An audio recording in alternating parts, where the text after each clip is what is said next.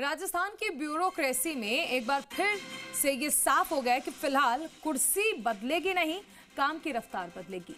मुख्य सचिव वी श्रीनिवास को केंद्र से 6 महीने का एक्सटेंशन मिल गया है, यानी 31 अगस्त को खत्म होने वाला कार्यकाल अब 28 फरवरी 2027 तक जारी रहेगा।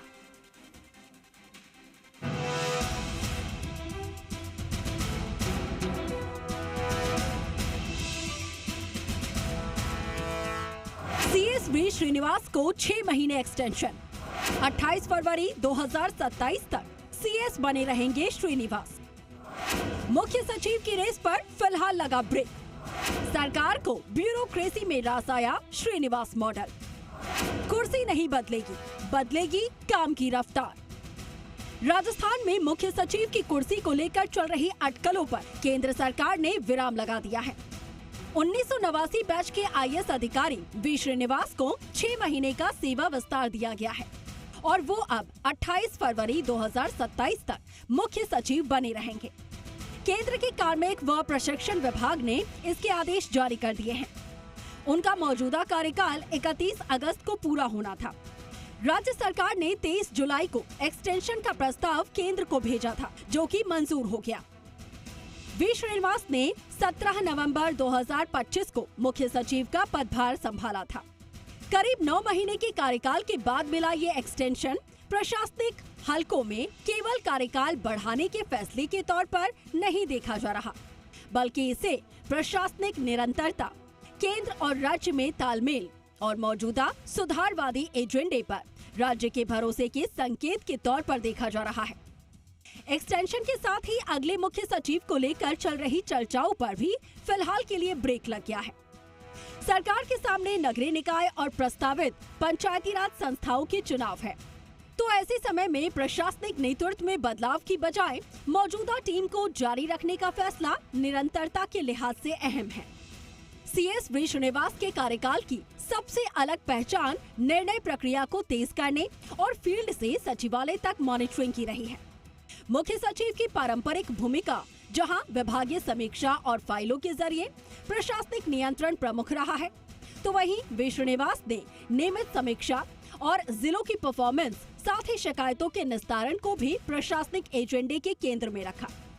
अटकाना, लटकाना, भटकाना वाली कार्यशैली को कम करने के लिए ई फाइलिंग में प्रक्रियात्मक स्तर घटाने पर उन्होंने जोर दिया।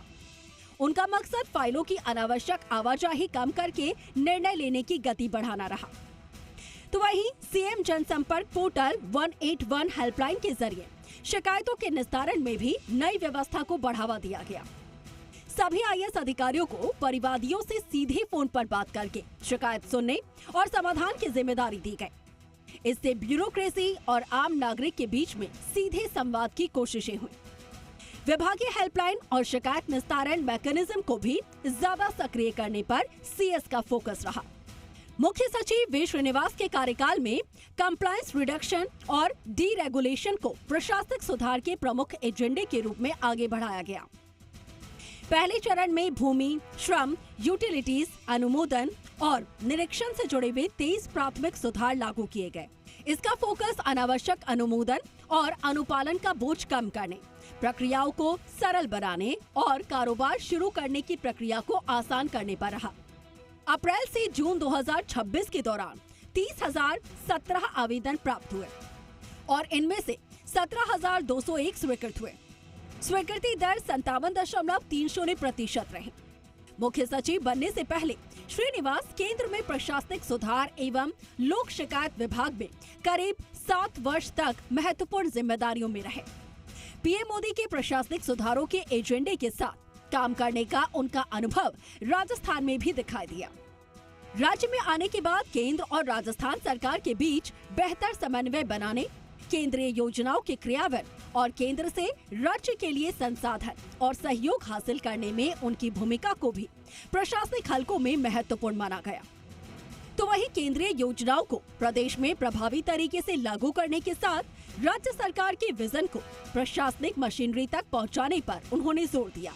बहरहाल 6 महीने का एक्सटेंशन मिलने के बाद अब श्रीनिवास के सामने सबसे बड़ी चुनौती उन सुधारों को अगले चरण तक ले जाने की होगी जिनकी शुरुआत उनके कार्यकाल में हुई। निकाय चुनाव, पंचायती राज चुनाव, ई गवर्नेंस, शिकायत निस्तारण, डीरेगुलेशन और विभागों की परफॉर्मेंस मॉनिटरिंग उनके अगले कार्यकाल के प्रमुख प्रशासनिक टेस्ट होंगे। दीपक गोयल, जी मीडिया, जयपुर।